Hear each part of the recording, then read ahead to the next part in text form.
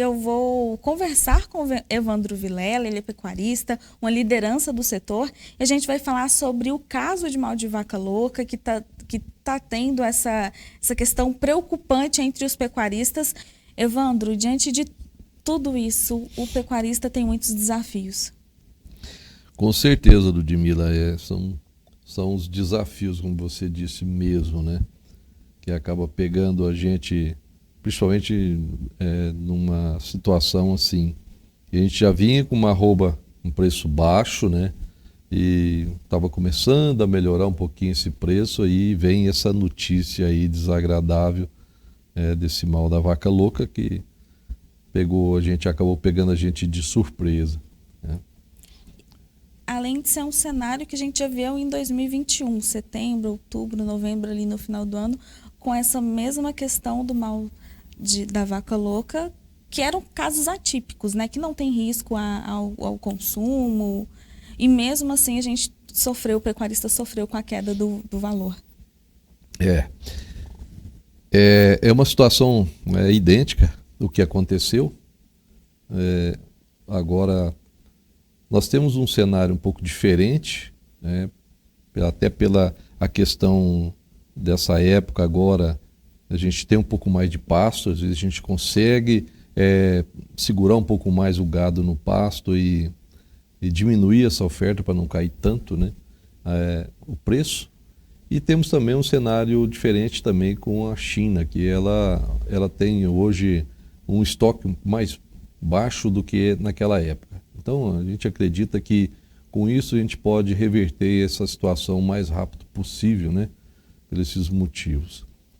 Então é uma situação que a gente também deve esclarecer também, que o Brasil é o único país que assinou esse protocolo sanitário dessa forma. Isso foi assinado em 2015 no governo da Dilma Rousseff na época que a senadora Cátia Abreu, né, era ministra da Agricultura.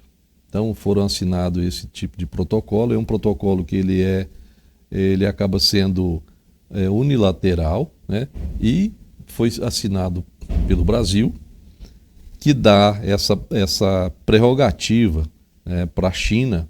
O Brasil ele cancela as exportações e dá a prerrogativa para a China para que ela, ao tempo dela, retome as exportações. É um negócio meio estranho, né? À medida que acaba prejudicando os pecuaristas. E como que está a situação, a realidade diante de todo esse cenário para os pecuaristas goianos? Nós estamos passando, essa época, nós estamos passando por um ciclo de baixa na pecuária, né? Isso já vinha prejudicando aí estrategicamente os negócios dos nossos pecuaristas. E com mais essa situação, acaba que isso agrava mais, né? A gente estava com o preço já bem achatado da arroba, e agora provavelmente isso dá uma esfriada, né? A gente já perde de cara, já perde a premiação do boi China, que é o boi de exportação. E só fazendo um parênteses aí nessa questão do boi China, né? Essa doença da vaca louca, ele é acometido somente em animais com idade mais avançada, né? E é interessante que o boi que vai para a China são só animais jovens. Então não tem, né, muito nexo. Não tem a relação não entre tem, os animais. Né, quanto a essa questão. É uma situação assim meio que esdrúxula, né? Mas é do nosso... foi nós que fizemos, nós temos que aguentar. Tem que seguir, né? Agora. Fazer o quê? E em relação também, você falou desses preços, o ministro se reuniu com o embaixador da China. Como que você analisa toda essa situação? É ainda incerta para se resolver ou ainda vai demorar a se resolver, como foi o caso de 2021, que falou que iria se resolver, mas alongou muito tempo e isso deu um prejuízo muito grande ao pecuarista. Como que você analisa esse cenário atual? Em 2021, a gente estava com aquela expectativa, né, que no episódio anterior a 2021, demorou 13 dias. Né? Então a gente imaginava que seria um prazo, mais ou menos esse prazo que seria o retorno, né? Retomaria as exportações. E na verdade acabou demorando mais. por motivos, principalmente motivos, eu creio, relacionados à política, né? E eu acredito que agora, dessa vez, né, tendo em vista que a China está com a demanda, aliás, está com estoque de carne baixo, né? E o governo, tanto brasileiro como o da China, eles têm uma ideologia política muito parecida. Então, eu creio que esse canal de diálogo seja mais favorável para essa retomada mais rápido do que foi em 2021. Então, eu acredito que deve retornar, mas não dá para a gente saber quanto tempo que isso pode, né? O que nós podemos pensar é que estaria dentro desse período, né? No mínimo de 13 dias, né? E no máximo aí do que já foi, né? Não tem essa necessidade de questão de resultado do laboratório, né? Porque esse material foi para o Canadá para ser confirmado essa doença, mas isso são coisas rápidas, né? Coisas rápidas. Então eu acredito que dessa vez fica aí entre, né, esse prazo aí, a gente não sabe, é muito difícil de... Isso aí seria... Mas se pensando na questão também da China estar com estoque baixo... falar em prazo seria um chute, né? Mas temos esses fatos que são diferentes um pouco, né? Tanto a relação do Brasil hoje com a China, os governos, e também esse fato também da China estar com os estoques mais baixos que naquela época, em 2021. Então, eu acho que isso favorece um pouco para que isso retome mais rápido. E o pecuarista que foi pego de surpresa, o que muitas vezes é normal o pecuarista ter todos esses desafios para encarar, qual que é a melhor decisão que ele pode tomar agora para ele poder segurar e minimizar esse prejuízo? Vai depender muito da situação de cada um, porque a gente sabe que a gente precisa levar em consideração algumas coisas. A carne nossa, hoje no preço que estava, né, já estava num preço baixo. O pecuarista que finaliza esse boi hoje, no confinamento, ele já está trabalhando no vermelho. Então, já vinha dentro de uma margem de lucro muito apertada, e isso vai regulando a oferta no mercado. Então, hoje vai muito qual a situação que o pecuarista está, né? Porque a gente sabe que retomando as exportações, o preço com certeza se recompõe, né? Agora, vai depender muito da posição que ele está, né? Do formato de pecuária que ele está passando, se é um confinamento, se é na invernada. Se tiver no pasto, tem ainda uma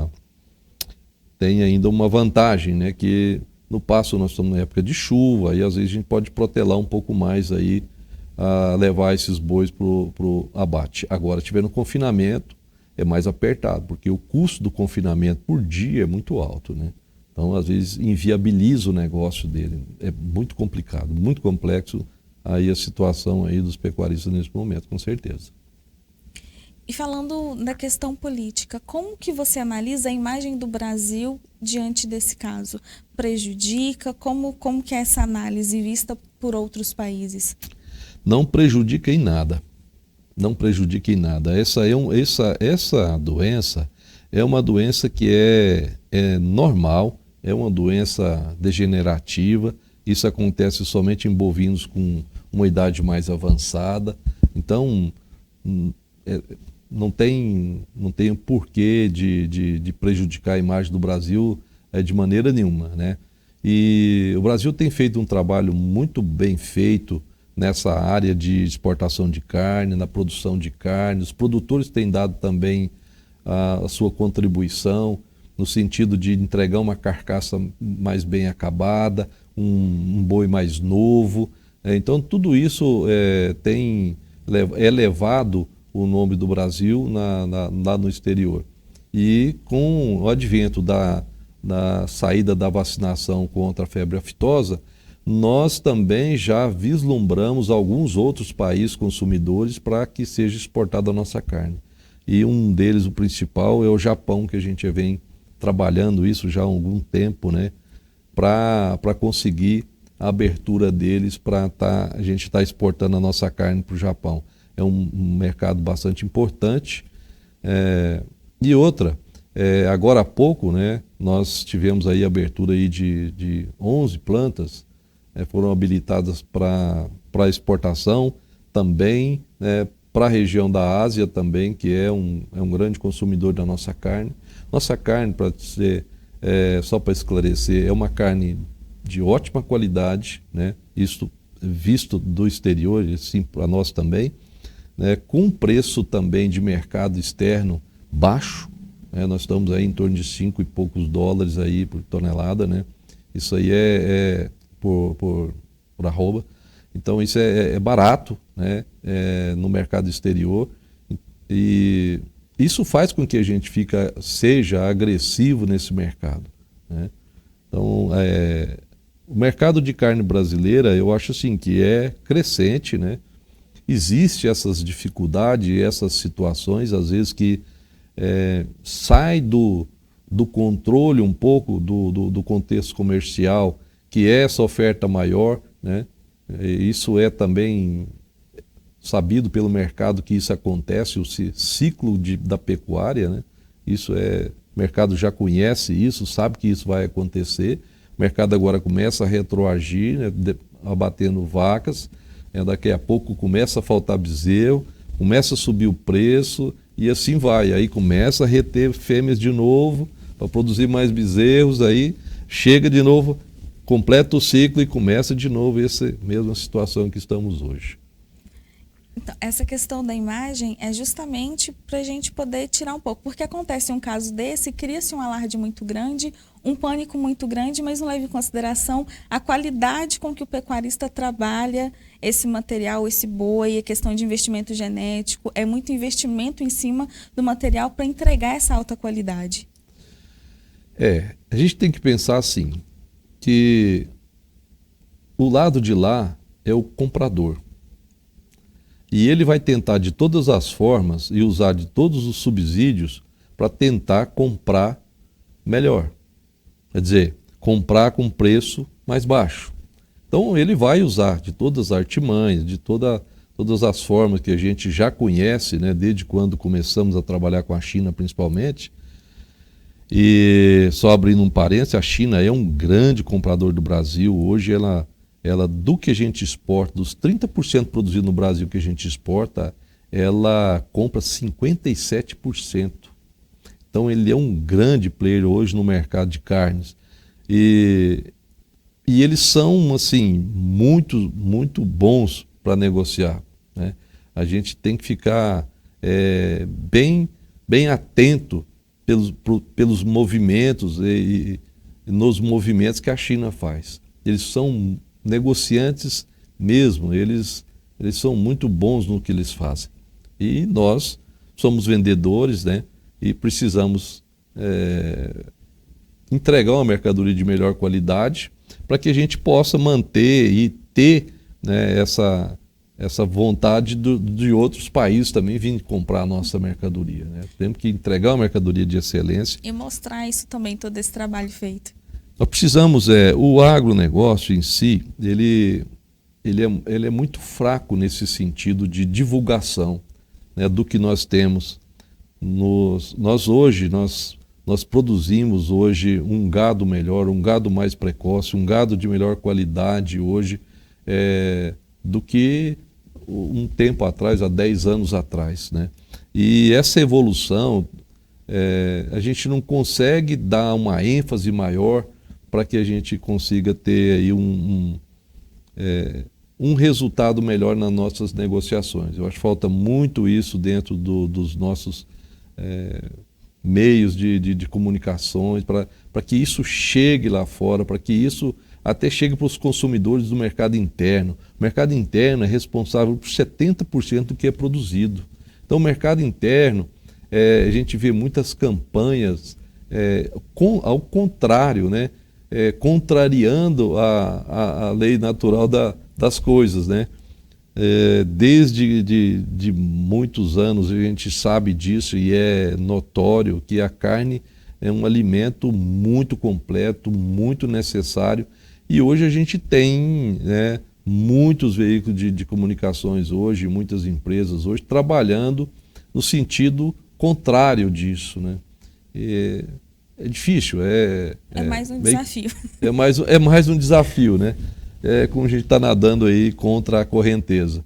Mas a gente tem que continuar. Eu falo que o produtor, o pecuarista, ele é um bom produtor de carne. Isso, ele não precisa ter dúvida disso. A gente está no caminho certo. A gente só tem que continuar e resistir todas essas situações que acontecem e vai acontecer, né? Todo o mercado, a gente sabe, o que é o mercado comprador, ele sempre vai procurar uma forma de achar um jeito de botar um defeito na sua mercadoria para que ele consiga comprar ela mais barato, né? Isso aí a gente sabe disso, isso aí é a lei do mercado. Agora, a gente precisa de continuar entregando uma boa mercadoria, fazer um gado mais precoce para que a gente consiga fazer esse giro, né, fazer isso seja mais rápido, porque a gente nota que isso já está sendo feito dentro da pecuária. Se a gente olhar hoje o peso de carcaça, né, a gente vê que isso já está acontecendo. Se a gente olhar o preço da nossa arroba lá fora, a gente vê que a nossa arroba já valorizou. Se você pegar aí de poucos anos para cá, você nota que esse mercado já andou. Você entrega mais. Para você ter uma ideia, o ano passado nós tivemos um abate em torno de 1,5% menor do que os outros anos, o ano anterior, e tivemos um faturamento por arroba maior.